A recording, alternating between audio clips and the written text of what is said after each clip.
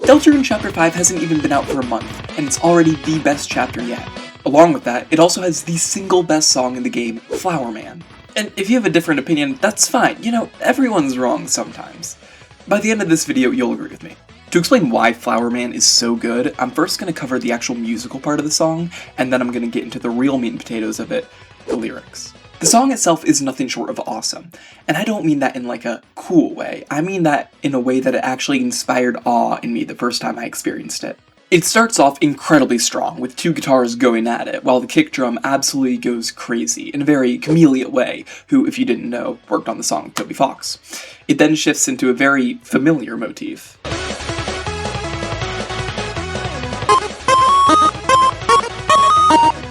Before then shifting into an absolutely beautiful break from the intensity, in an amazing moment in and out of game. The actual chorus of the song, the Flower Man part, is some of the most hype I've ever heard from Toby Fox, and I always sing along to it because, well, I'm a massive nerd. I don't want to spend too much more time talking about the actual musical part of it, but as a quick fun fact that I'm not sure if everyone knows about, the melody in this part of Flower Man is actually a slowed down version of the melody in Who Might You Be and a bunch of others. It's just something fun I noticed. So yeah, the song itself is great, and it fits its battle perfectly, but let's get into what pushed it into greatest of all time territory for me. The lyrics. This is the second song Toby Fox has made that has on-screen lyrics. So I was fact-checking the statement that you just heard, because I wrote it in the script for fact-checking, which is not smart, but here we are. And this is what the search AI had to say about it. So, Deltarune features several songs with lyrics. Alright, let's hear them. So, Rude Buster. Okay, yeah. Knock You Down. To the Center of the Earth. Yep, sure. The Legend. Chapter 4 version. It literally had Chapter 4 in the name, and it still decided to put it under the Chapter 1 tag, which is a choice. Chapter 2 lyrics, don't forget, that one actually is true. Green Room, sure. The World Revolving, Chapter 1 was right there, buddy. And Fallen Down, which is an Undertale song. If you weren't aware, literally none of these are correct except Don't Forget. Then there's the Deltarune wiki, which straight up told me I was wrong. It said there were 11. But, guess what? 11 is comprised of two ones. 1 and 1. 1 plus 1 equals 2. There are 2 songs. I'm always correct. Yeah. And much like Raise Up Your Bat, these lyrics actually tell us a lot more than you might expect when you first read them. When I first played through this boss fight, I immediately thought that the titular Flower Man that it sings about was flowery. I mean, he is flower, but man, you know?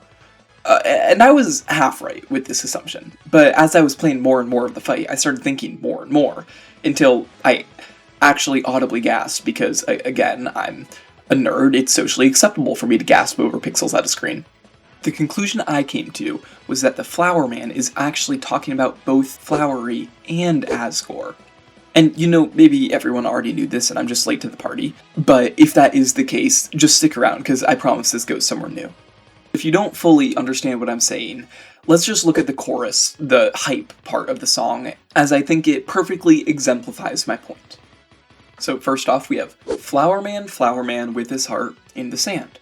Obviously, Flowery is, well, a flower who lives with his roots, or his heart, in the sand. But how does this tie into Asgore? Well, Asgore became obsessed with proving that he didn't do something, and in this process, he shot himself away from everyone he loved, metaphorically burying his heart in the sand. On a similar note, the next line. So he stands to watch the whole wide world from a can. Also applies to both of them. Flowery, as we have already established, is a flower. He literally lives in a can. And for him, his whole world is Asgore, who keeps him alive. In fact, his whole reason for acting the way that he does in this dark world is because he can finally do something for the one who gave him life. For Asgore, his can is a metaphor for his flower shop, which he has locked himself into with his obsession, forcing himself to watch his family, his whole world, from its walls, never to interact with them. Way up high in the sky, with the sun in his eyes.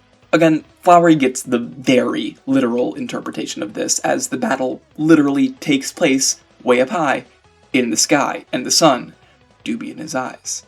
For Asgore, again, this represents how he has blinded himself with his goal of proving everyone wrong, to the point where he can see nothing else. I'll cut myself off there, as I don't want this part to run too long. If this still seems like a long shot to you, then, here's the part of the prophecy that literally calls Asgore the Flower Man.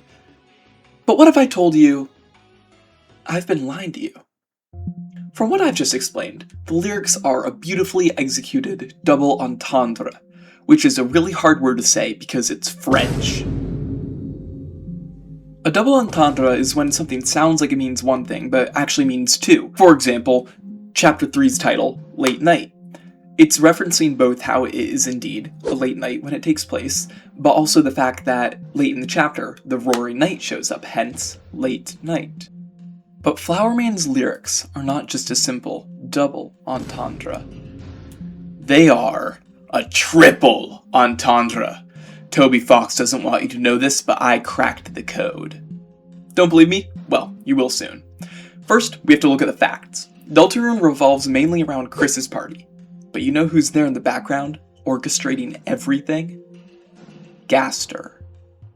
Wing Ding. Gaster. But wingdings are a font that uses characters to represent letters. And you know what's in that font? A flower. Flower Man. And what letter does it represent? A W. W, as you know, is slang for win. And you know who's known for winning? Who's known for having won Finals MVP 3 times in the NBA, more than anyone else? That's right, it's LeBron James! Whoa, baby! And you know what that means. Well, let's look at the facts again.